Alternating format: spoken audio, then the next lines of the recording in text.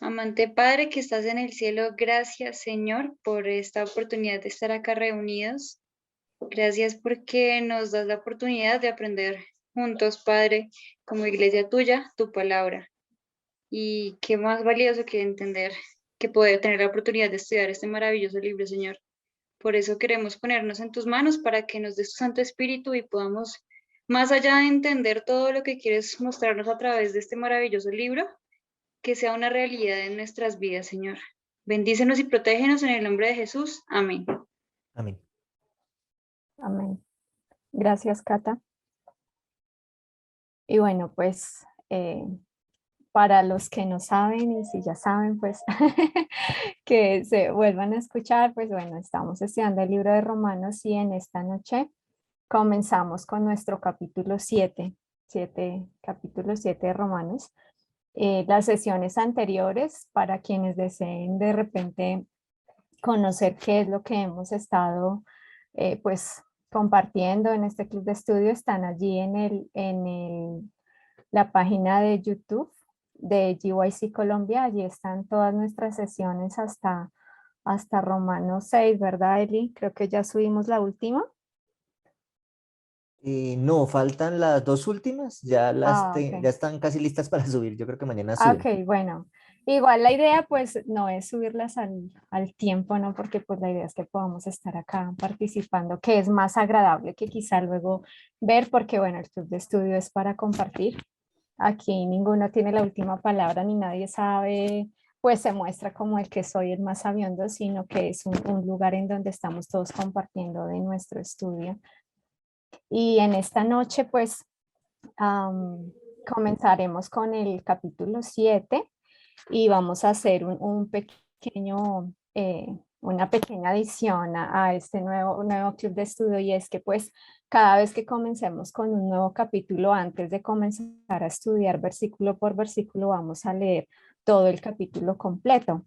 Así que pues bueno, en esta noche vamos a proceder a hacer esta lectura del capítulo 7. No sé si, bueno, lo vamos haciendo como por versículos. Quizá, bueno, voy a comenzar leyendo del versículo 7 hasta el versículo 6 y luego, pues, quien quiera decir, bueno, yo leo esta otra parte y así vamos avanzando para que ya luego entonces podamos entrar en el estudio de versículo por versículo, que en esta noche pues nos va a estar apoyando en esta parte SI. Así que bueno, pues a mí me gusta mucho la versión de Dios habla hoy. No sé, pues cada quien la versión que les guste. Igual pues yo leo esta y leo la Reina Valera. Entonces, la parte que voy a leer les comparto de Dios habla hoy y lo titula allí Un ejemplo tomado del matrimonio. Dice, hermanos, ustedes conocen la ley y saben que la ley solamente tiene poder sobre una persona mientras esa persona vive. Por ejemplo, una mujer casada está ligada por ley a su esposo mientras éste vive, pero si el esposo muere, la mujer queda libre de la ley que la ligaba a él. De modo que si ella tiene relaciones con otro hombre, mientras el esposo vive, comete adulterio. Pero si el esposo muere, ella queda libre de esa ley y puede casarse con otro sin cometer adulterio. Así también, ustedes, hermanos míos, mediante la muerte de Cristo, han muerto con él a la ley para pertenecer a otro esposo. Ahora son de Cristo, de aquel que resucitó. De este modo, nuestra vida será útil delante de Dios, porque mientras estábamos viviendo como hombres pecadores, la ley sirvió para despertar en nuestro cuerpo los malos deseos y eso nos llevó a la muerte. Pero ahora hemos muerto a la ley que nos tenía bajo su poder, quedando así libres para servir a Dios en la nueva vida del Espíritu y no bajo la vieja ley escrita. ¿Quién quiere seguir?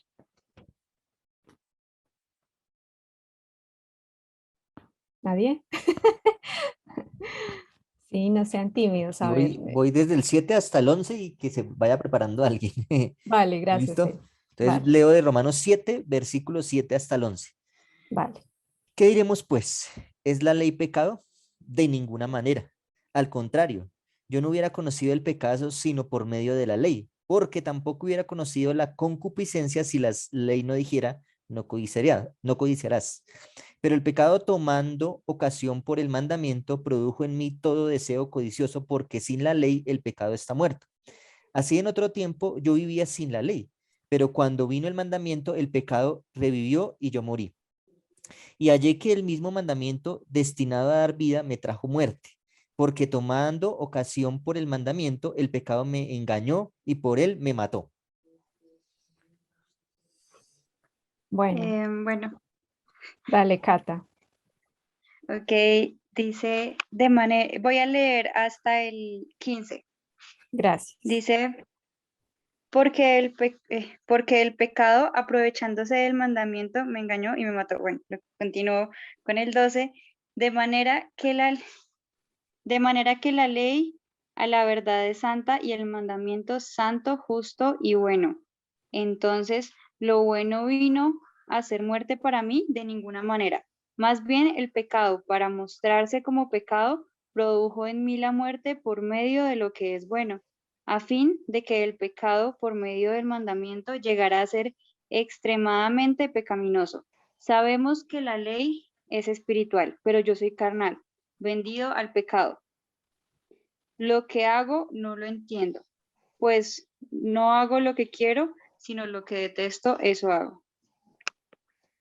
Gracias, Cata. A ver, Alicita, ahí puedes seguir.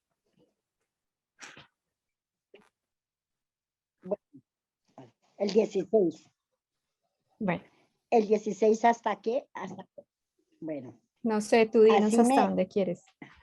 como no me gusta hacer el mal que hago, eso significa que reconozco que la ley es buena, pero en realidad no soy yo el que hace el que hace esas maldades, sino el pecado que vive en mí.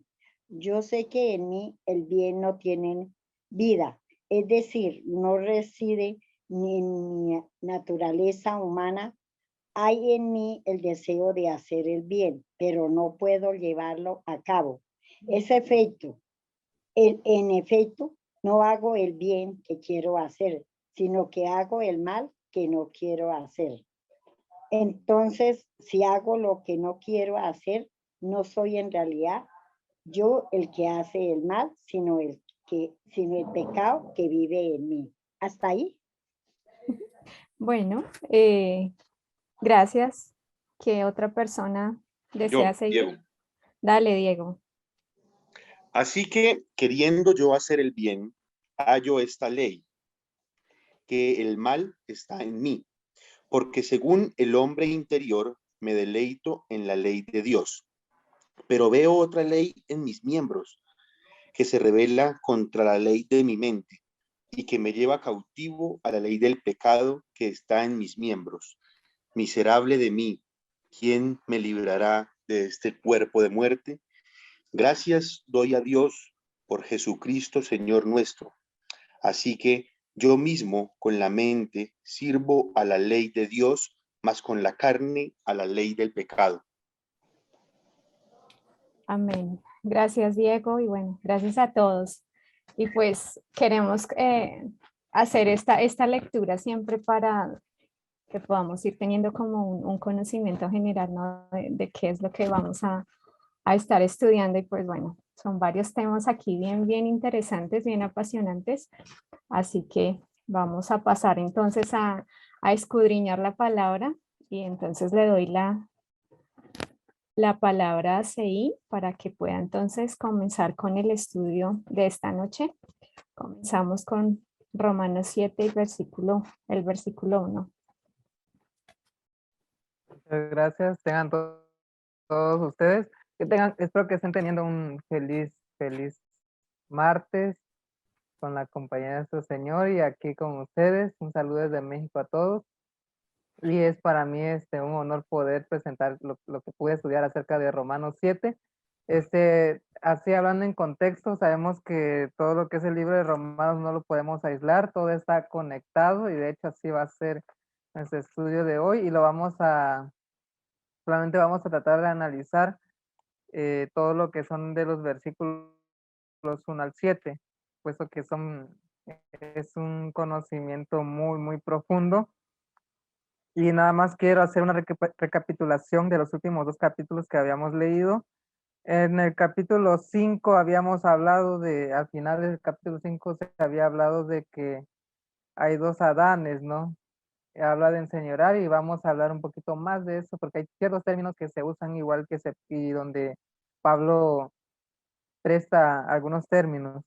En el capítulo 6 habíamos hablado, así en resumen, acerca de la nueva vida que encontramos en Cristo Jesús a través del bautismo, y que también son términos que se repiten nuevamente en el 7. Y ya terminando, habla acerca de los siervos de la justicia, donde se habla una analogía acerca de la esclavitud, de cómo el pecado nos hace su esclavo, ¿no? Y entonces somos liberados, e incluso Pablo habla acerca de su propia experiencia acerca de cómo él conoció el Evangelio. Entonces, no sé cómo aparece en sus Biblias, pero al menos en la mía, que es 1995, el capítulo 7 inicia de la siguiente manera: analogía tomada del matrimonio. Entonces, vemos aquí que Pablo no termina su discurso ahí en esta carta, sino que más bien él continúa con una nueva analogía. Entonces, iniciamos ahora sí con este previo. Vamos a ver, como habíamos leído ahorita en el capítulo 7, Pablo dice: ¿acaso ignoráis, hermanos, pues hablo con los que conocen la ley, que la ley se enseñorea del hombre entre tanto que éste vive? Hace esa pregunta. Como sabemos aquí, para los que son nuevos, tratamos de descomponer algunos términos. Sabemos que en cualquier traducción, siempre que se hace una traducción, se pierde cierta esencia en algunas palabras. Incluso podemos recurrir a ciertos sinónimos o ciertas palabras que se pueden usar en distintos pasajes. Entonces, sabemos que ya Pablo ha hecho un discurso a lo largo de 6 capítulos en donde él habla acerca de un juicio, de una ley, del pecado y cómo ésta actúa. Entonces, Pablo continúa diciendo: ¿acaso ignoráis? O sea, como queriendo decir, porque le está hablando a los romanos, ¿no? A la iglesia de Roma, y ellos, pues ellos no desconocían la ley, como queriendo recalcar, hablando de aquellas personas que conocían perfectamente de la ley. Ellos habían crecido, habían sido instruidos en aquella ley, y pues ellos también tenían ciertas ideas erróneas, cosa que por la cual Pablo entonces escribe a la iglesia de Roma para arreglar esos asuntos teológicos que para ellos eran aún confusos, o incluso que enseñaban a los nuevos conversos. Conocer, aquí, como les mencionaba, ellos conocían, entonces no era algo nuevo de que Pablo les estaba presentando acerca de la ley. Y cuando aquí hablamos de la ley, mientras leemos este capítulo nos estamos dando cuenta que habla de los 10 mandamientos y no de los 613 leyes que se las había, que se conocen en el Pentateuco, ¿no? Que eso es muy importante también mencionarlo. O sea, ellos comprendían, sabían, entendían todo lo que implicaba acerca de la ley, ¿no? Es como si 2 abogados hablaran acerca de leyes. Entonces él le decía: tú conoces la ley y vamos a tratar de interpretar qué dice, ¿no?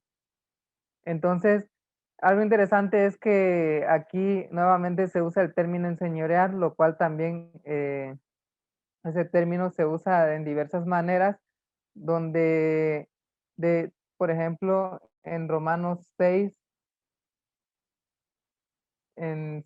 perdón, en el 20 creo, perdí la cita, pero en Romanos 6, Pablo igual 14. usa ese término, 6:14, gracias, en la cual dice que eh, donde reinó la muerte desde Adán, y a partir de ese versículo se usa el mismo término donde habla de enseñorear, ¿no? Donde el pecado lo personifica en cierta manera en la cual el pecado y la ley como que nos quieren gobernar. Romanos 5, 14 al 17 y Romanos 6, 12. Muchas gracias, muchas gracias. Entonces, vemos aquí que, sí, aquí lo tengo, también Romanos 6:14 menciona que que ya no estamos bajo la ley, sino bajo la gracia, ¿no? Y también, como les mencionaba, anteriormente él usó la ilustración del bautismo y de la esclavitud. Estudio que ya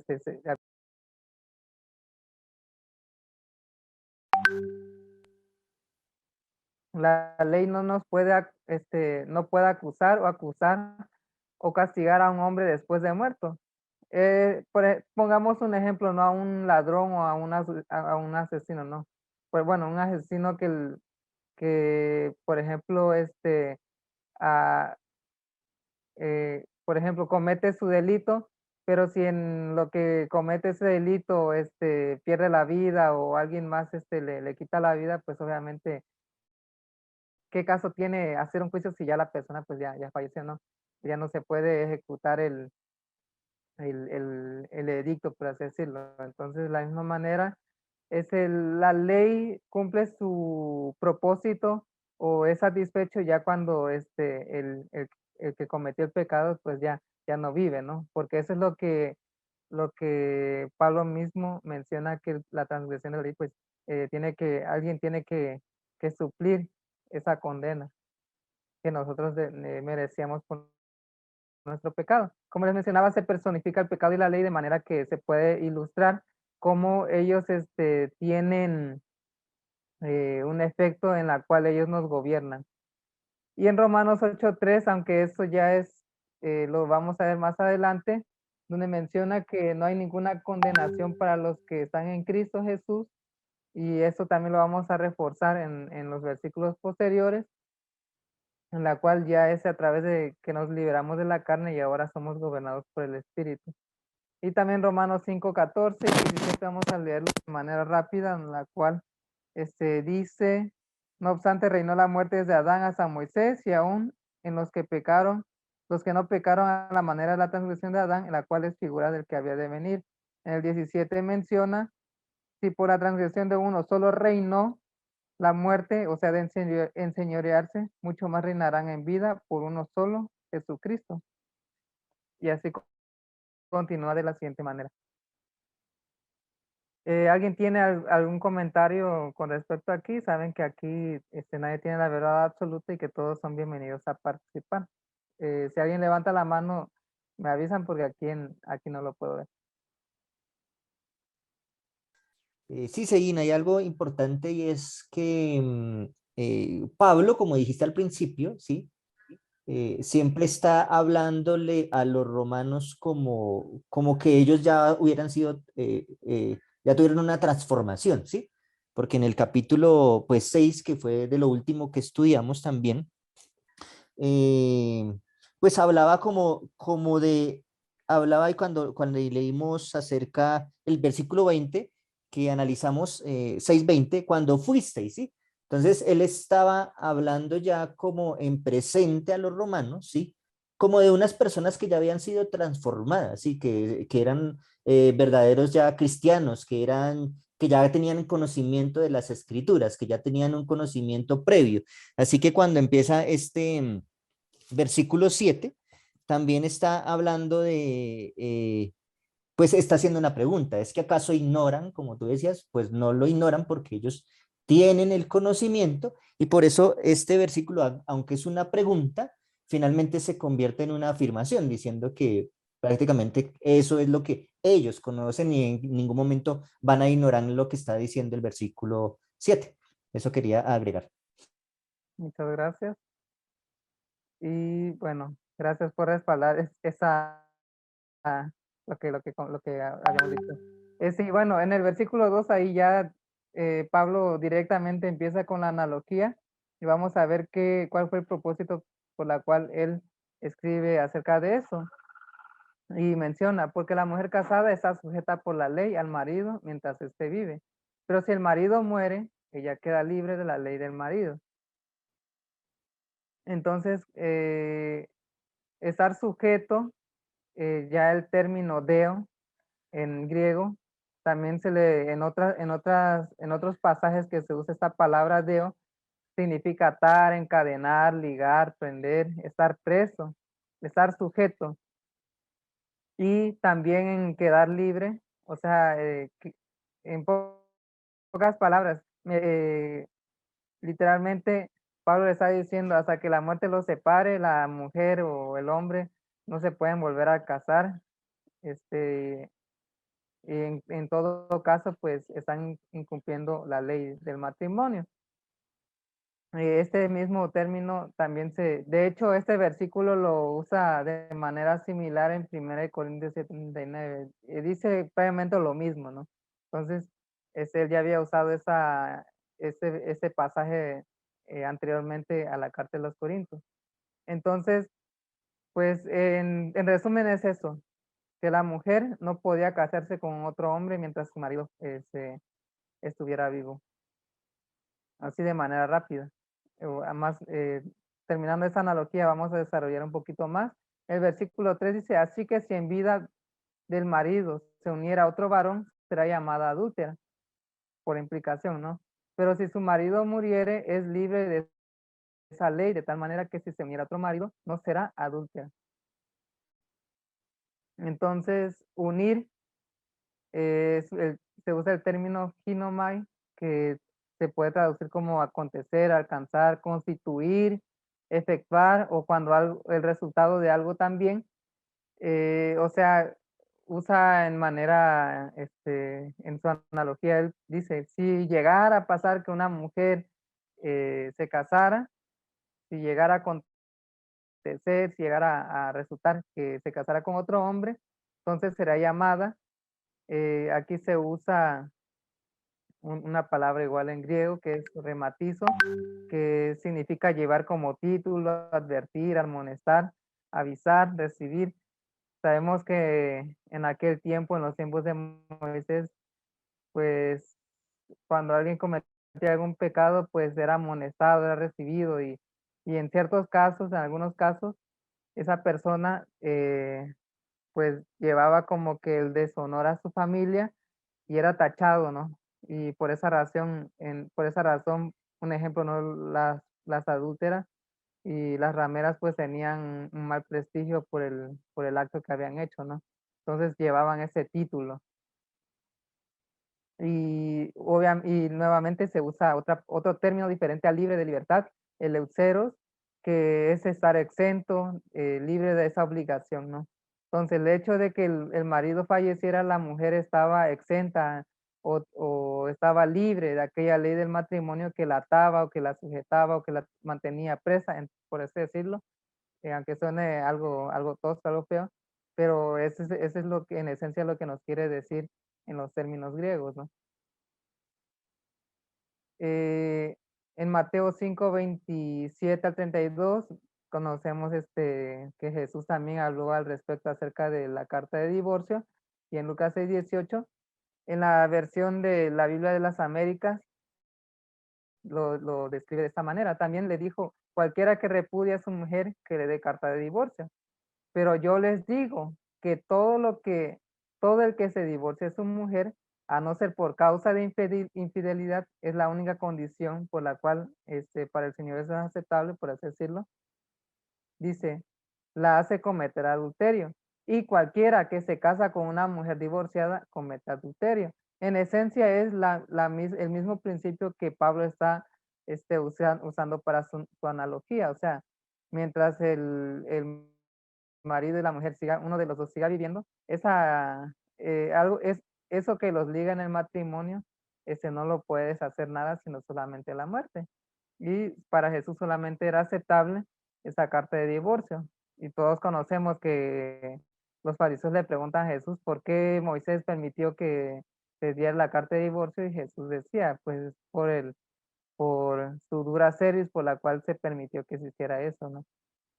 Y en Lucas 6:16-18, cambia un poquito el panorama, la forma en que Lucas transmitió esta enseñanza. Dice, todo el que repudia a su mujer y se casa con otra adultera. y el que se casa con la repudiada del marido también adultera. En esencia es el mismo principio, ¿no? Hasta que la muerte los separe, en pocas palabras.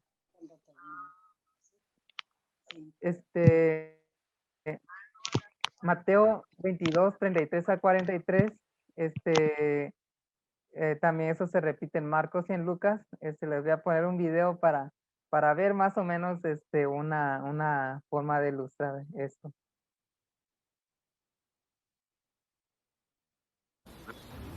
Aquel día los saduceos que niegan haya resurrección se acercaron y le preguntaron. Maestro, Le dijeron,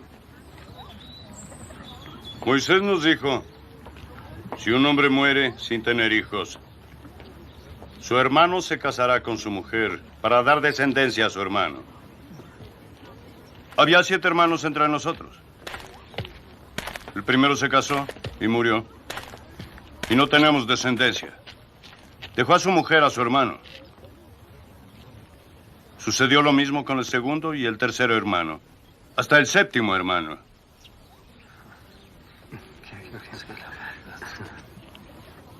Así pues, en la resurrección, ¿de cuál de los 7 será mujer? Ya que los 7 la tuvieron.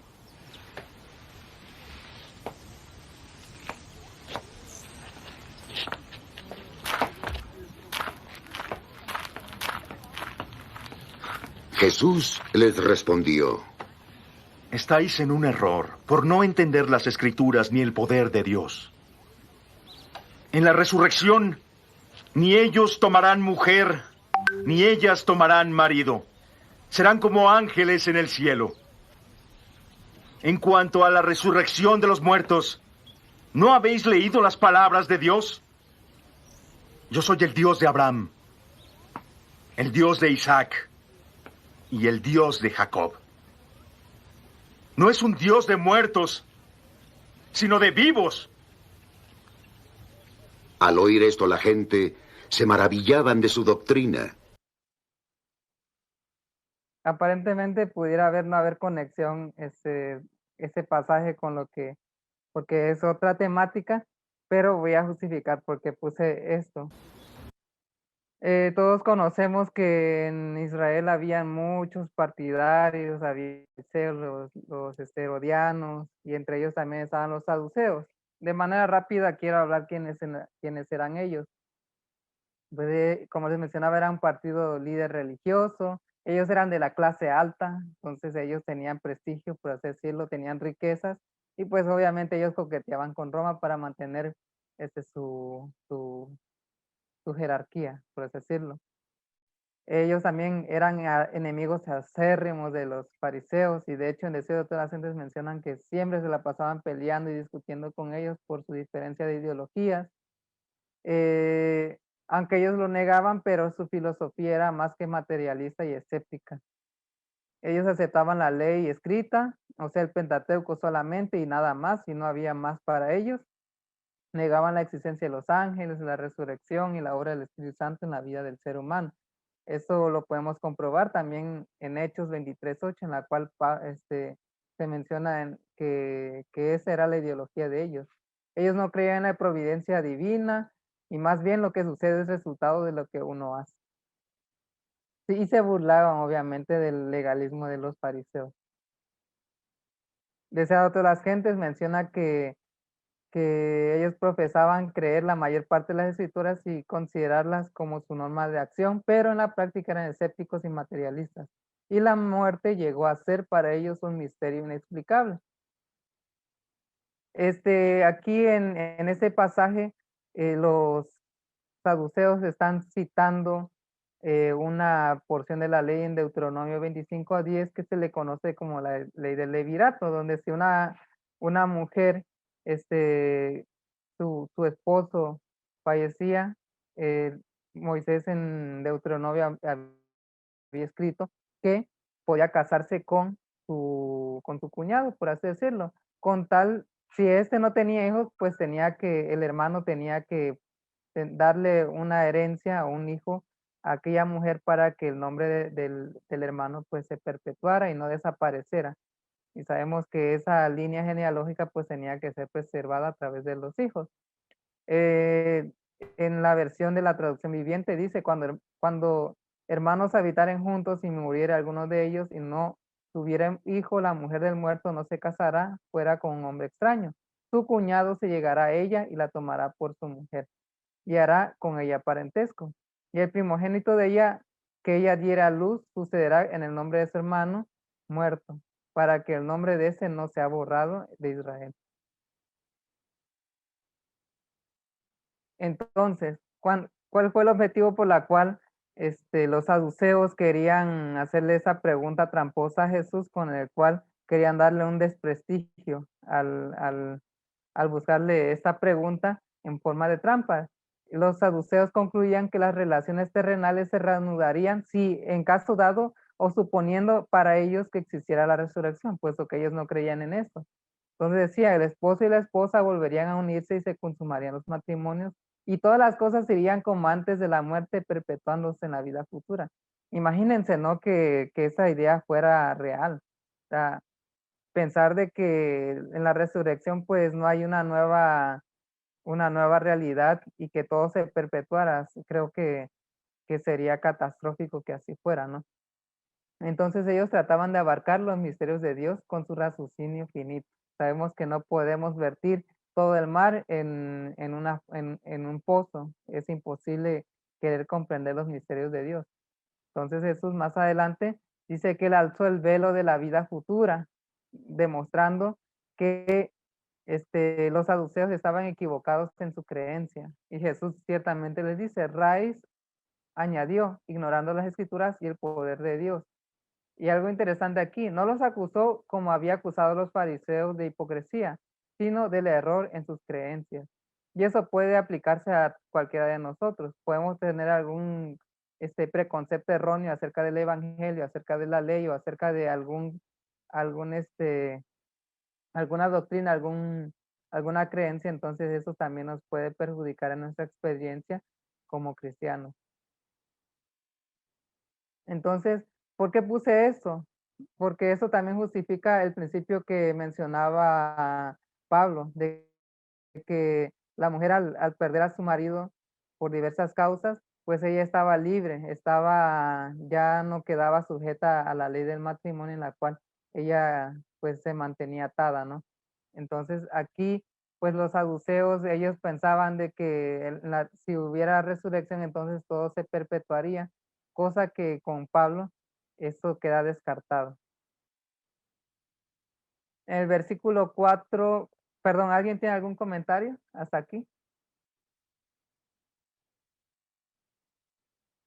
Si no es así, continuamos. Bueno, sí, en un comentario hacían referencia de que allí donde dice será llamada adúltera, una frase una traducción más literal allí no podría estar, es como estará negociando en el adulterio, ¿no? Y entonces, ¿qué es lo que implica este asunto, verbo de dar curso a un negocio? Es que pues estará ocupada en ello, ¿no? O sea, como que le quita como toda su tiempo, su dedicación allí a ello. Entonces, Pablo no está haciendo tanto la referencia a que la llamen de esta forma, sino es como a darnos el indicio de que estemos ocupados en ese negocio o estemos vinculados con esa relación, ¿no? Es más como esa connotación allí de la importancia de que al unirnos del adulterio allí, ¿no? No es tanto como de ser un llamamiento, sino es más que involucrarnos. Cuando nos involucramos allí, entonces es cuando está realmente va a ser el problema es más grande, ¿no? Así es, muchas gracias por ese comentario.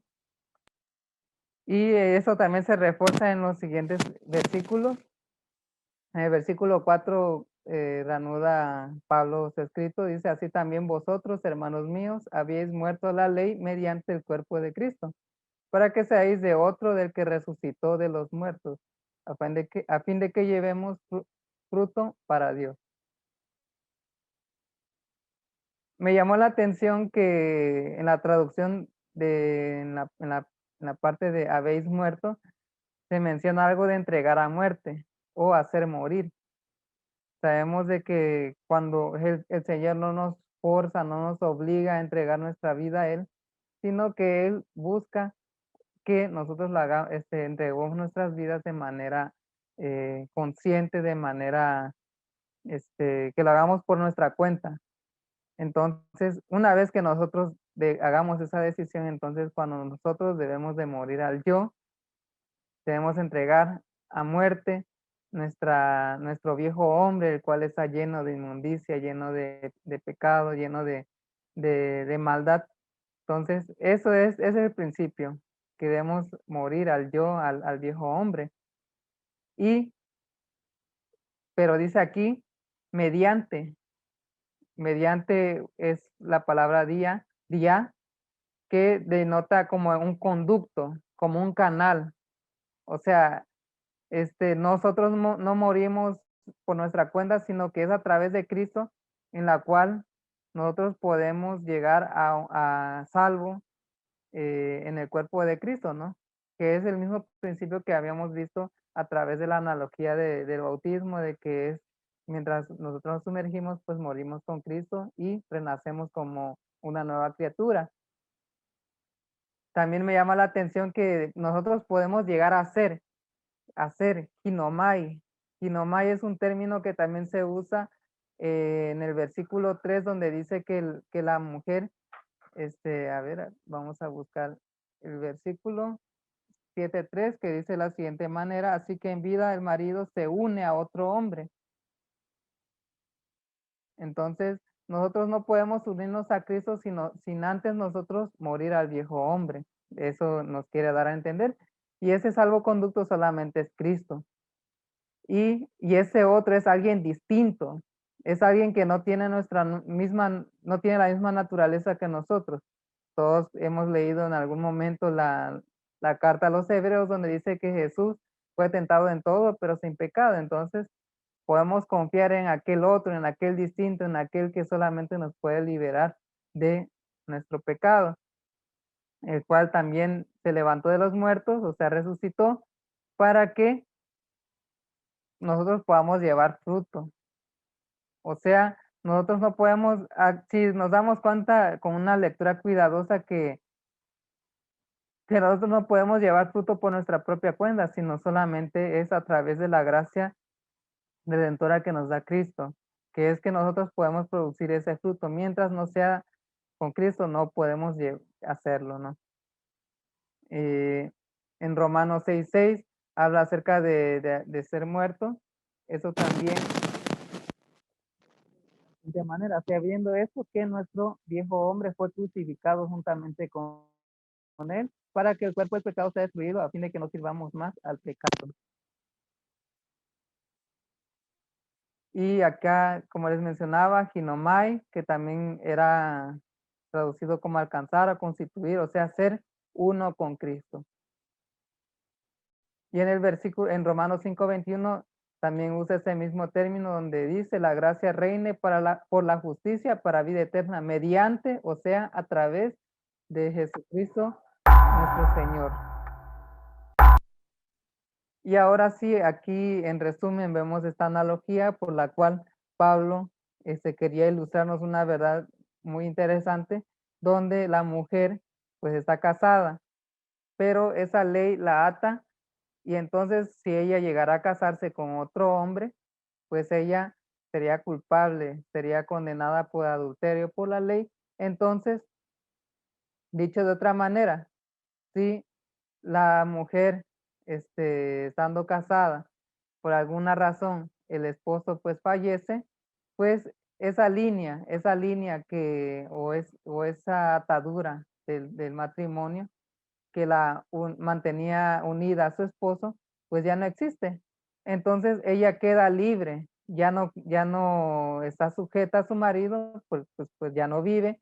Entonces ella puede casarse con otro hombre, y entonces pues no hay ninguna condena que imponer porque pues ella está libre, ¿no?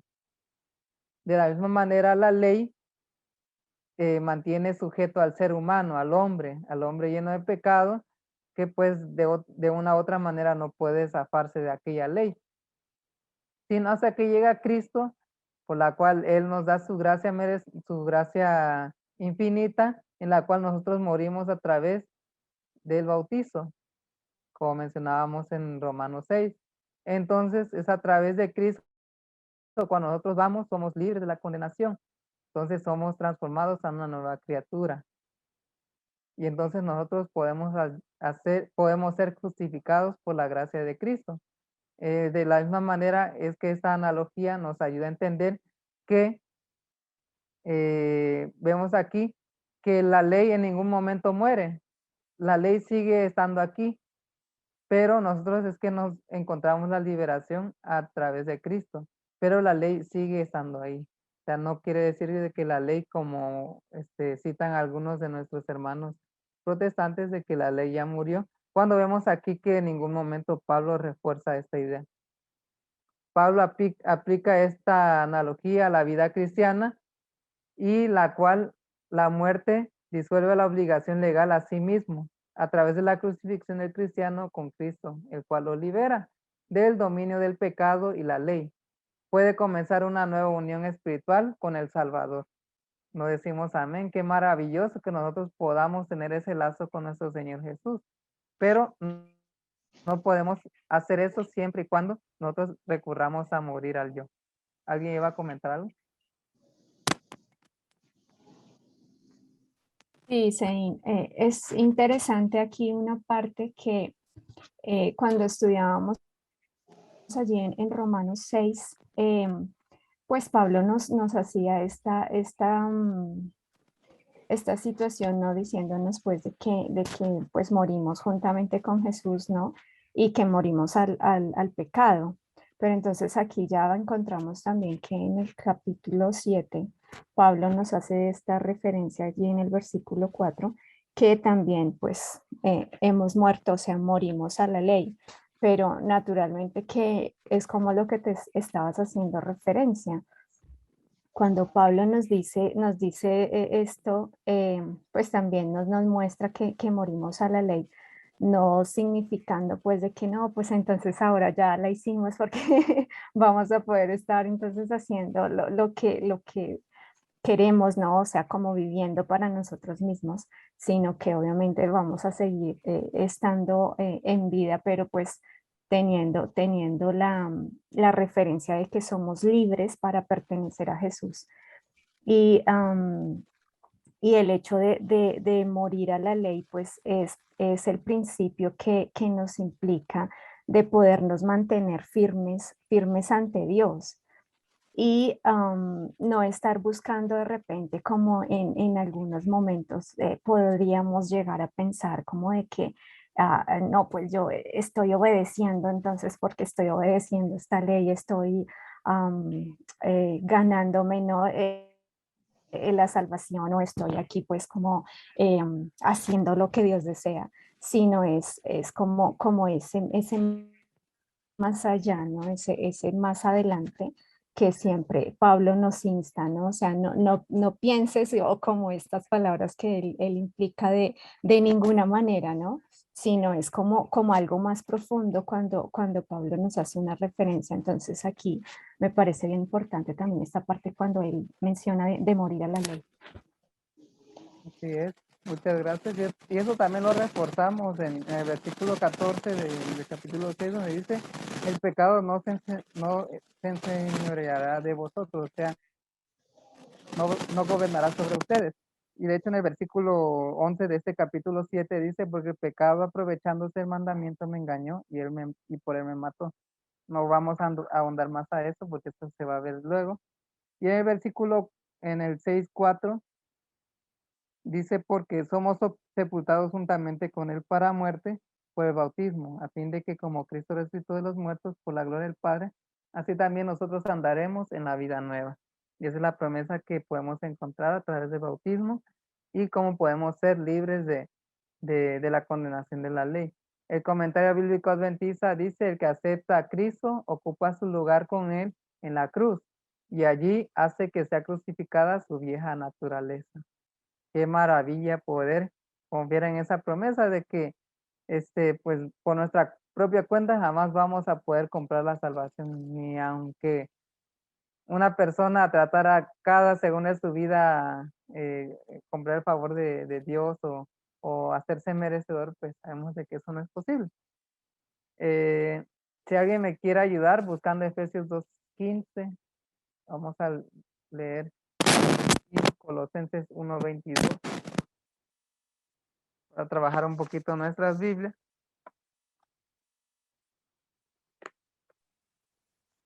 Si alguien lo tiene, puede leer. 2:15, sí. Aboliendo en su carne las enemistades, la ley de los mandamientos contenidos en ordenanzas, para hacer en sí mismo de los dos un nuevo hombre, haciendo así la paz. Muchas gracias, amén, decimos a eso. Ese es el propósito que el Señor quiere con nosotros. Él quiere que seamos uno solo para que pues nuestras obras pues ya no son nuestras, ya no ganamos la salvación porque no podemos, sino es a través de Cristo. Colosenses 1:22. Bueno, ese dice, pero ahora Dios los ha puesto en paz con él mediante la muerte que Cristo sufrió en su cuerpo humano, y lo hizo para tenerlos a ustedes en su presencia, consagrados a él, sin mancha y sin culpa. Amén. Y 1 Pedro 2:24. Dice, él mismo llevó nuestros pecados en su cuerpo sobre el madero para que nosotros podamos morir a los pecados y vivir a la justicia, porque por sus heridas fuisteis sanados. Amén. Aquí Pablo pues está igual, perdón, Pedro está citando Isaías 53, que es donde por sus heridas fuimos curados. También Gálatas 2:22, una cita muy conocida: con Cristo estoy juntamente, notemos aquí, Pablo usa en primera persona, estoy, dice, juntamente crucificado, ya no vivo yo, sino más Cristo vive en mí. O sea, aquí vemos que Pablo había muerto al viejo hombre, él habla de su experiencia con Cristo, entonces él sabía de que ya lo que él hacía, ya no lo hacía por su propio honor, sino ahora para la honra y gloria de Jesús. Entonces, y lo que ahora vivo en la carne, lo vivo en la fe del Hijo de Dios, el cual me amó y se entregó a sí mismo. Me llamó mucho la atención esta cita porque en fe habla de un verbo que habíamos hablado en uno de nuestros estudios hace varias semanas, donde habla de pis, de que no es nada más una mera creencia, sino es una confianza aferrada, una confianza muy fiel a Dios. Sabemos de que habíamos visto en aquel estudio de que los demonios también creen y tiemblan, pero pues ellos, a pesar de conocer eso, de conocer a Dios, por así decirlo, pues ellos no están en Dios, en Cristo, no están en Dios. Pero nosotros tenemos esa promesa de que si nos aferramos a Cristo, en Jesús, entonces es que nosotros encontramos esa promesa, esa esperanza. Y que Jesús se entregó a sí mismo, o sea, se encomendó, se expuso, se entregó como preso, por así decirlo. Y amó, habla de un amor ágape, que solamente el Señor nos puede dar a nosotros. Y me impresionó mucho el hecho de que dice a sí mismo por mí, a sí mismo, o sea que él se usa el término Cooper, que es o sea, Jesús se entregó a nosotros por amor, con una gran insistencia. O sea, Jesús pudo haber dicho, yo no voy a morir por el ser humano, pero era tanto su amor por nosotros que él dijo, no, yo voy a ir. Entonces, en lugar de nosotros, que la muerte que nosotros merecíamos, él se entregó a sí mismo. ¿Algún comentario hasta aquí? Bueno, sí, creo que pues como estábamos precisamente hablando allí de la mujer adúltera, ¿no? en el versículo 3 y sí, en el versículo 3. Entonces Jesús tiene aquí una inquietud que, bueno, pues quiero socializarles para que podamos dar respuesta. Él nos pregunta, si alguno de los dos adultera, ¿puede divorciarse y casarse con otra persona? Pregunto porque he visto que ha sucedido con hermanos cristianos, pero veo que básicamente no es bíblico. Pues nos cuestiona él, ¿no? Y está con esa duda. Entonces, quizá allí, bueno, ¿qué respuesta le tendríamos a Jesús con referencia a esta duda? Pues en Mateo Jesús menciona de que la carta de divorcio solamente estaba permitido en caso de que fuera por infidelidad. Bueno, es por lo que yo tengo entendido. Eh, Buenas noches, espero que estén bien. La Hola duda Jesús. mía, hola, hola a todos. La duda mía es esa, porque estudiando ahorita vimos que es algo errático. Básicamente, uno de los dos para estar libres tiene que morir, uno para el otro quedar libre. Entonces, ya diciendo lo que pregunté, pues sería algo que no es bíblico. Y he visto que, pues básicamente, conozco personas pues, que son cristianas y ha ocurrido adulterio, entonces como que hacen algo como que se divorcian y esa persona queda básicamente libre, pero veo que no es bíblicamente, pues estudiando la palabra. Sí, estando en Mateo dice sobre lo que estaba hablando Sein, Mateo 5, 31 y 32. Dice que fue dicho, cualquiera que se divorcia de su esposa, dele carta de divorcio, ¿sí?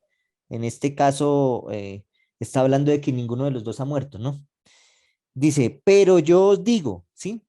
Porque si esta no es la manera correcta de hacerlo, como decía Jesús. Pero yo os digo, el que se divorcia de su esposa, a menos que sea por fornicación, la expone a cometer adulterio, y el que se casa con la divorciada comete adulterio. Que eso era lo que, si no se han muerto, sí, ninguno de los dos, y ninguno es infiel, al casarse o al tener otra persona es adulterio, pero sí, por el contrario, la persona, una de las dos personas se va y no quiere saber nada del otro y adúltera, pues el otro queda libre porque es como si se hubiera muerto para él, ¿sí? Eso es lo que está hablando Jesús acá. Ahí tiene, Mónica tiene la mano de levantada también. Listo, buenas noches. Hola, Liceo, ¿cómo estás? Yo tengo una duda, porque tú dices que estaría cometiendo adulterio, pero en este caso sería la persona, digamos, por ejemplo, yo soy divorciada, ¿sí? Estoy en proceso de divorcio ya, pero en este caso mi expareja fue la que cometió adulterio, ¿sí? Fue el que cometió adulterio. Entonces, si yo vuelvo a rehacer mi vida, ¿estaría cometiendo también adulterio ya habiendo carta de divorcio? No, tu ejemplo es el que estaba mencionando, que a menos de que sea por eso, se convierte en, pues que tú quedas prácticamente libre, porque es como si él hubiera muerto para ti, ¿sí? Porque finalmente no quiere saber más de ti, y él fue el que la embarró prácticamente, ¿sí? Él fue el que no quiso saber más de ti, que eso es lo que está diciendo el versículo 32 de Mateo 5, ¿sí? Ok, y digamos, por ejemplo, tengo una duda, ¿sí? Ya digamos pensando un poquito más hacia la salvación de esa otra persona. Si esa persona se arrepiente y nace de nuevo, ¿puede volver a formar, a constituir un hogar sin que se le vea como un adulterio o no? Digamos, ya con otra persona. Bueno, ahí sí, pues obviamente todos los pecados son perdonables, ¿no? Todos los pecados son perdonables. Y digamos, si tú ahorita te separas, él te fue infiel, se va con otra persona y tú rehaces tu vida, ¿sí? Entonces, y él finalmente se arrepiente, pues hay oportunidad para que él vuelva a Dios, no se le niega pues la oportunidad. Dios no le va a cerrar las puertas para decir, no, ya no lo acepto porque la embarró. O sea, ahí se ve el perdón y la misericordia de Dios, ¿sí? El problema es que en muy pocas ocasiones pasa, ¿sí? Y tal vez si pasa también que de pronto pues me divorcio solamente por divorciarme porque no me entendí o algo así, pues ahí sí eso no es bíblico, porque en ningún momento, por eso es muy importante cuando uno da el paso del matrimonio, conocer muy bien a la persona y pues dar un paso con conciencia. Obviamente pueden darse cosas en el matrimonio que causen el divorcio, pero la Biblia es muy clara que la única forma es o la muerte o que la otra persona sea infiel. Cata también tenía la mano levantada. Sí, señor, buenas noches. Es que es precisamente sobre esto como muy similar, ¿no? Y es precisamente en ese proceso que nosotros desarrollamos esa relación con Dios, también hay un proceso de transformación, donde pues sí habrán tropiezos, pero o algo que leíamos hace poco con mi novio en un libro que se llama El dragón que todos llevamos dentro y cómo vencerlo. Y mencionaba precisamente eso, ¿no? Porque yo creo que una de las mayores frustraciones de pronto a veces de nosotros en nuestra condición es, no, pero es que hay un pecado y entonces lo cometo, le pido perdón a Dios, pero reincido. Y entonces creemos que obviamente pues no se trata de usar de la gracia de Dios, pero también creemos que entonces por haber volvido a caer, por volver a caer, em, estamos entonces en total condenación, pero incluso el mismo capítulo nos menciona eso, ¿no? O sea, nos menciona que en nuestro ser, en nuestra mente, en nuestro corazón, nosotros glorificamos a Dios y queremos hacer su voluntad, pero lamentablemente este cuerpo de carne muchas veces quiere hacer su propia voluntad. Entonces, es el hecho de que estamos, reconocer pues primero que somos pecadores, que estamos en ese proceso de transformación en el cual Jesús está obrando en nuestras vidas, pero es algo que solamente se logra a través de esa relación que tenemos con Dios. Y obviamente, pues digamos, en este momento nosotros no podemos decir que no hay pecado que no tenga perdón, porque sabemos que el único pecado pues que ya no tiene perdón es el de la blasfemia, el de ya decir, cerrarle completamente las puertas a Dios, pero ni siquiera es porque Dios no quiera perdonarnos, sino porque el ser humano ya, la persona ya cierra completamente su corazón a Dios. Y, y creo que en eso también se incluiría esto que pregunta, perdón, es que no mire el nombre de... Jesús, Mónica. Jesús. Jesús. Mónica o Jesús. Bueno, Sí, entonces es como tener en cuenta eso, que nosotros estamos en este mundo, que es efectivamente los planes de Dios no son estos para nuestra vida, acá somos peregrinos y obviamente estamos en ese proceso en el cual todavía tenemos la gracia de Dios. Entonces dejar que Él cada día pueda obrar en nosotros como a través pues de esa relación, de que como hombres nuevos y mujeres nuevas, pues nosotros mediante el estudio de su palabra y la oración es que vamos siendo transformados conforme pues a su carácter. Sí, y hay algo bien importante y es ver que por lo menos en lo del divorcio, sí, lo que muere realmente no es la ley, sino el casamiento, ¿sí? Porque a veces pensamos que no, como murió el esposo o la esposa, entonces ya se acabó, la ley del divorcio ya no aplica y si yo me vuelvo a casar, la ley deja de existir. No, la ley del divorcio sigue existiendo así yo me vuelva a casar, ¿sí? De igual manera pasa con la muerte de Cristo en la cruz, ¿sí? La ley sigue existiendo, como decía Sein, pero entonces aquí era que estábamos atados nosotros, ¿sí? Estábamos atados era al pecado, por eso Pablo lo llama la ley del pecado, ¿sí? Porque en ese caso cuando Adán pecó, se ató al pecado y la única manera de vencer el pecado y la única manera de sustituir eso pues era no haber pecado, o sea, decía, la paga del pecado es muerte, tenía que morir, no había otra solución, ¿sí? Entonces, ¿qué hizo? Jesús vino y tomó el lugar de nosotros, se hizo como nosotros y pagó el precio que tenía el pecado.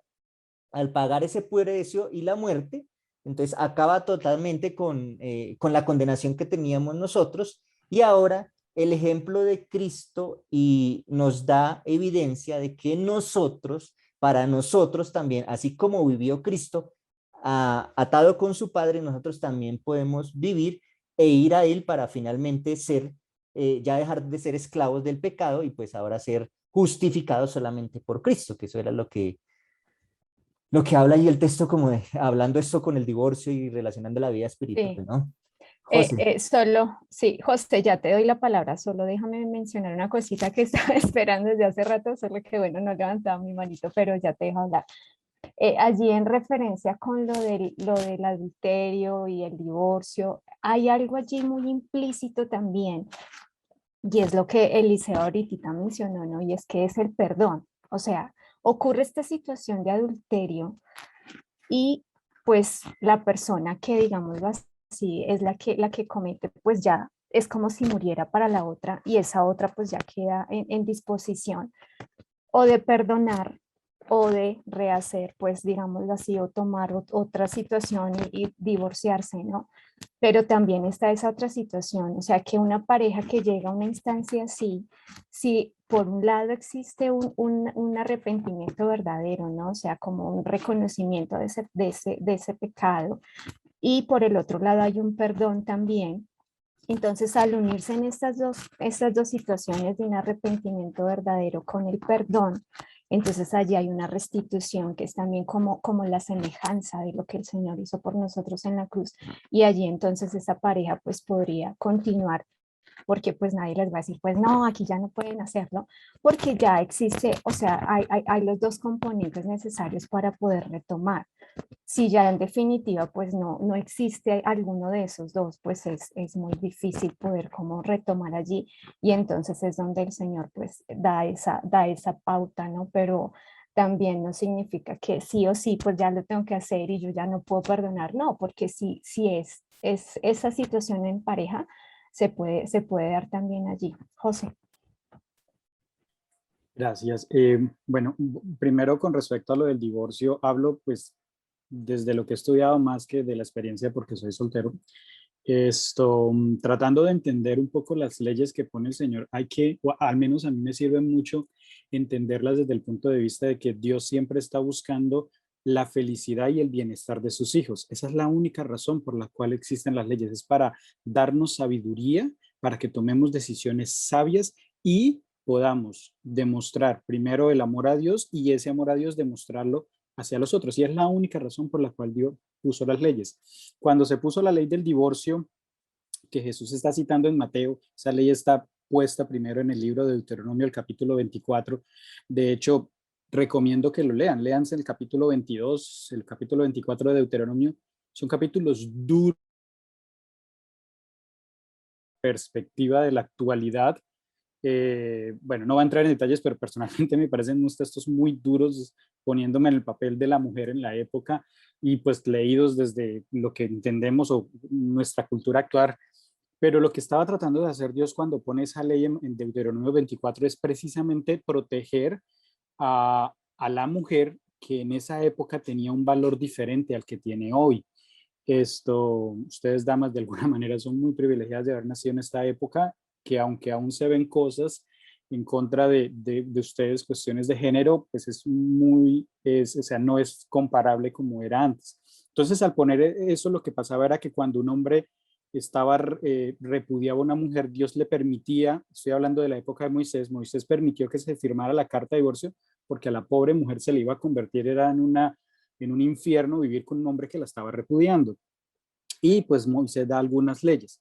¿Qué pasó en la época de Jesús? En la época de Jesús, los judíos estaban aprovechando de esta ley y entonces si estaban casados, y perdónenme, ya somos aquí adultos, voy a hablar claro, estaban casados con una mujer y se dieron cuenta que esa mujer, pues por el egoísmo que había en sus corazones, estos hombres decían, no, esta mujer ya no me complace o ya no me atrae a los ojos, pues simplemente como Moisés me daba permiso, pues le firmaba una carta de divorcio, la despedía de mi casa y me iba y me buscaba una más joven. Bueno, no ha cambiado muchas cosas como en la actualidad. Pero eso era lo que estaba pasando. Entonces, los hombres, y por eso cuando Dios en el Sermón del Monte habla del adulterio y del divorcio, se está dirigiendo primordialmente a los hombres, porque eran los que se estaban aprovechando de estas leyes para abusar de las mujeres. Entonces, estas mujeres quedaban en las calles, quedaban muchas veces desprotegidas. No es como hoy que una mujer se divorcia y pues afortunadamente puede salir, trabajar y de alguna manera valerse por sí misma. En esa época no, prácticamente si su padre no la recibía en su casa, difícilmente, solo unas pocas que de pronto tenían recursos, difícilmente podrían sobrevivir por sí mismas. Entonces Jesús lo que está haciendo es no se divorcia de ella y entienda que el punto es que usted la ame y la cuide, eso es lo que le está diciendo. Obviamente a menos de que haya una infidelidad y que ella sea la que rompa el matrimonio, pues ahí sí usted tiene el derecho de pues romper el matrimonio, dar la carta de divorcio y casarse nuevamente. Entonces el punto es que Dios siempre está buscando la felicidad, está buscando el bienestar, está buscando que sus hijos demuestren amor y a través de ese amor alcancen la felicidad. Y creo que ese principio lo podemos aplicar hoy. Y creo que la Biblia, como lo decía Eliseo, es muy claro. Cuando pues hay una infidelidad, ese punto de confianza, esa felicidad de alguna manera queda rota. Y pues claramente digamos que hay, vamos a usar la palabra permiso, para que esa persona que fue herida y desea restablecer su vida pueda hacerlo con la tranquilidad de que no está siendo condenada por Dios. Y el segundo punto pues tiene que ver precisamente con ese asunto de la condena. Para mí tratar de entender la salvación y la condenación, yo trato de no ver a Dios como ese juez que está sentado listo a señalar quién pecó para leamos cuál es el castigo que le corresponde por portarse mal. No, yo veo a un Dios que está tratando de evitar que sus hijos sufran. La condenación no es un castigo caprichoso que Dios manda. La condenación es el resultado de tomar malas decisiones que me van a traer sufrimiento. Lo que Dios está tratando de hacer es evitar que yo sufra. Lo que Dios está tratando de hacer es evitar que yo muera y de que sufra yo y de que haga sufrir a otras personas. Y finalmente es el propósito de la ley. Cada ley, cada precepto, cada ordenanza que hay en la Biblia, tanto en el Antiguo como en el Nuevo Testamento, lo que está buscando Dios es precisamente que haya esa armonía entre nosotros, primero con nosotros mismos, con Dios y con las otras personas. Si leemos los frutos del Espíritu, que de hecho se mencionaron, ¿no? Y en lo que acabo de leer, Sein, que al final lo que Dios quiere es que lleven frutos. Esos frutos están muy relacionados con cómo me relaciono con los demás: amor, gozo, paz, paciencia, bondad, mansedumbre. Todas estas cosas de alguna manera están relacionadas, tienen que ver con cómo me relaciono, que es al final lo que Dios quiere de nosotros, que seamos felices, que podamos amarnos los unos a los otros. Entonces, más que ver a un Dios que condena, se divorció, fue infiel, vamos a condenar, no. Dios lo que va a buscar es que a esa persona que se equivocó, bueno, vamos a tratar de restaurarla, porque Dios también quiere que todos seamos felices, de que todos finalmente podamos disfrutar de lo que es el amor de Dios y pues por consiguiente el amor al prójimo. Entonces es algo que a mí me sirve cuando estudio estos temas de condenación. Gracias. Gracias, José.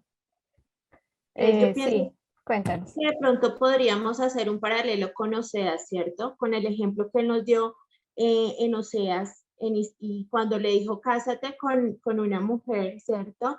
Adúltera, y vemos que él iba, la engañaba y él por amor volvía y la buscaba, tuvo hijos que no eran de él. Y es esa forma y es ese paralelo como Cristo nos representa el amor por nosotros. Y nosotros vemos en los matrimonios el esposo representa cierto sacerdote, la cabeza, Cristo, y la mujer representa la iglesia. Entonces es como esa representación y ese amor de Cristo hacia nosotros. Es muy difícil, digamos, en el caso de adulterio perdonar, pero yo hablaba con una mujer que me contaba su experiencia, pues compartimos experiencias, incluso las miraba desde otra religión, pero ella me decía, es la forma de mostrar el amor de Cristo. Tú no puedes entender, y dice la Biblia, que nos amemos los unos a los otros y ámense como a sí mismos. Y me decía, tú no puedes pretender mostrar ese amor de Cristo si en tu corazón no está ese perdón por tu esposo. Y ella me decía, es difícil, no es fácil, pero es la forma de decir, así como yo te perdono y te amo, Cristo también lo hace conmigo, me perdona y me ama, aunque no es fácil y no es para todas las personas, pienso. Yo he visto los dos ejemplos, ya que pones el tema, yo de alguna manera pienso y vuelvo y digo, lo hablo desde el punto de vista de un soltero, pongo primero eso.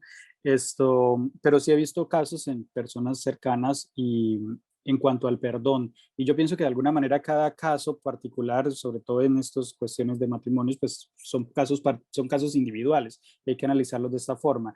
Conozco personalmente una pareja que pues hubo infidelidad de uno de los dos, hubo un proceso de curación, de perdón, de parte de, pues, de ambos, y principalmente de quien cometió la falta, pero había un claro deseo de restaurar el matrimonio por parte de los dos.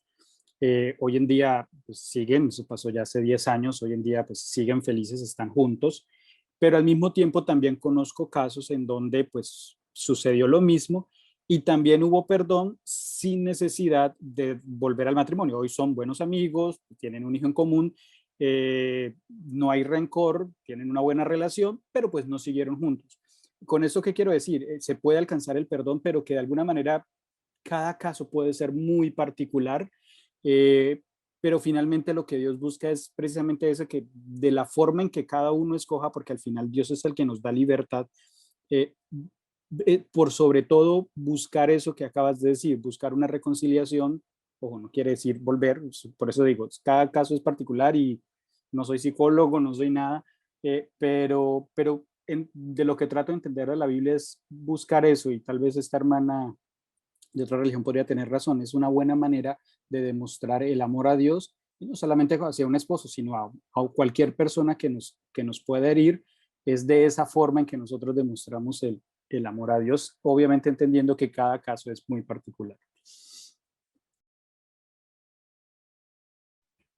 Gracias, José. Solo quiero preguntarle a Jesús si su duda le quedó con claridad o tiene alguna, alguna inquietud, porque bueno, toda esta parte de allí, pues que es interesante, ¿no? Surgió a razón de tu pregunta, Jesús. Entonces, quisiera saber si ya te es suficiente los... Pues sí, la duda ya quedó solucionada. Pues yo lo digo porque básicamente la pareja que yo conocí están en la iglesia. Entonces hubo adulterio, hubo un perdón, pero luego pasó un tiempo y luego pasó lo mismo. Entonces hubo una separación y el muchacho se casó con otra hermana de la iglesia. Entonces yo por eso estaba preguntando eso. En el caso que estábamos estudiando, que solamente decía que era por la muerte, pero ya que Eliseo ya aclaró la duda, bueno, listo, gracias. Pues Bueno, ya Jesús. quedó más claro en ese tema. Ah, ok. Bueno, nos alegra mucho entonces. Y ya, pues José decía, viéndolo como soltero y ahora yo viéndolo como casado, ¿sí? Sí, sí. Como Sí, por casado, favor. sí, como Ayúdanos en casado, eso. finalmente uno cuando se casa, sí, el problema es que de pronto cuando uno se casa, cuando está en el noviazgo y antes del matrimonio, eh, tiene una percepción muy, muy extraña de lo que realmente es el matrimonio, ¿sí? Y tal vez es algo muy como fantasioso, ¿sí? Tal vez como la película de Disney, así como el príncipe y la princesa. Y pues sí, tú no ves en las películas así como viendo al príncipe y la princesa lavando la ropa, tendiendo la cama, así. Lavándola, sí, que son cosas de la vida diaria, así haciendo la comida, buscando el mercado, que no tengo plata para el mercado, porque es algo imaginario, que no es cierto, ¿sí? Ya cuando uno está en el matrimonio, se da uno cuenta que hay cosas muy relevantes, ¿sí? Que tal vez la otra persona no entiende de mí, ni yo entiendo de la otra persona, ¿sí? Entonces ahí es donde se aplica lo que dice 1 Corintios 13 de todo lo que es el amor, ¿sí? El amor no busca lo suyo, ¿sí? Entonces, dejo muchas cosas que a mí me gustan por hacer feliz a la otra persona. No es egoísta, no se envanece, ¿sí? No perdona, ¿sí? Porque ya en la convivencia es muy diferente que en el noviazgo, ¿sí? Porque ya hay cosas más a fondo. Y a medida que pasa el tiempo, pues va pasando lo mismo que dice Apocalipsis, el primer amor, sí, el primer amor es muy romántico y a veces como que pierde uno la razón, pero después Disney. sí, después ya uno se sienta cabeza y uno dice, no, acá pues tenemos es que salir adelante, sí, mirar cómo mantenemos este hogar, mirar también los recursos económicos, porque son cosas que a veces uno en el noviazgo ni se da cuenta que sí, solamente el helado y cosita de allá, pero pues ya pague el arriendo, pague los servicios, pague todo eso, ya es una cosa totalmente distinta, ¿sí? Entonces todo eso, sí, puede traer también en la relación de pareja ciertas controversias y por eso hay personas cristianas que pasa lo mismo, se divorcian aún sin ser infieles, ¿sí? Y pues eso sí es muy triste porque no tuvieron como una relación muy buena en el noviazgo para darse cuenta si realmente eran las personas que se debían unir. Y hacía poco que hablaba con unos amigos, yo les decía, no es que usted sea malo o ella sea mala, sino que tal vez no son el uno para el otro, y eso hay que pensarlo, ¿sí? Porque tal vez yo no soy la persona para que me entienda con esa otra y tengo que, por amor a ella, también dejarla tal vez libre y que busque una persona tal vez más apta para ella y yo también una persona más apta para mí, porque también son esas, los temperamentos, toda la manera de ser, los propósitos, proyectos que tenemos, todo eso. Entonces, por eso es muy importante una sana relación de noviazgo. Y bueno, si ya la hemos tenido el matrimonio y hemos ido y de pronto hay una mala relación, también pues hay que mirar y pedirle a Dios sabiduría para continuar, o definitivamente, pues yo sé que dentro de los cristianos hay definitivamente ya relaciones de noviazgo, de matrimonio ya demasiado tóxicas que se están haciendo daño, ¿sí? Se lastiman psicológicamente, físicamente, entonces en ese caso pues uno dice, muy triste, pero tal vez lo mejor es que no estén juntos porque se están haciendo daños el uno al otro, ¿sí?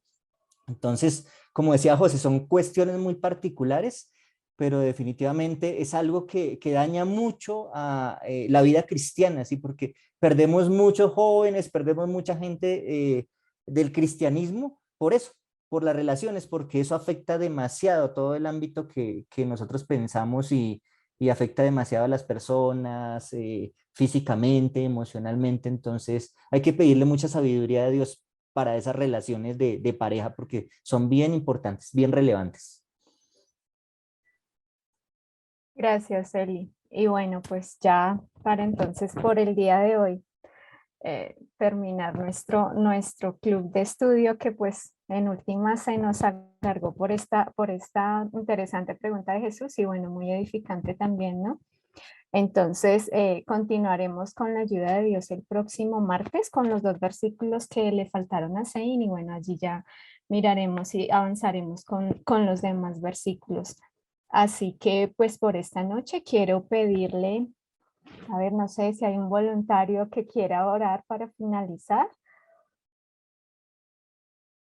Pues acá veo varios nombres que nunca había visto. No sé si deseen, no sé si Mónica quieras orar o Alejandra.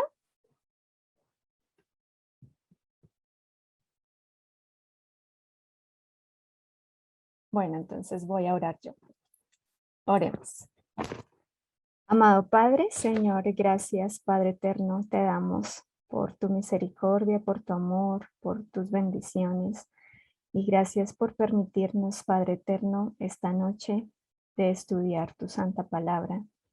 Gracias, Señor, porque cada uno de los que estamos acá pudimos, Señor, tener este conocimiento y pudimos compartirlo además, Padre eterno. Permite, Señor, que cada cosa que aprendemos sobre ti, Señor, podamos permitirla para que moldee nuestro carácter y nos ayude, Señor, en esta vida que llevamos, Padre eterno, con cada cosa que se nos va presentando y que podamos siempre, Padre eterno, recordar que tu amor es inmensurable y que tú deseas para nosotros siempre lo mejor.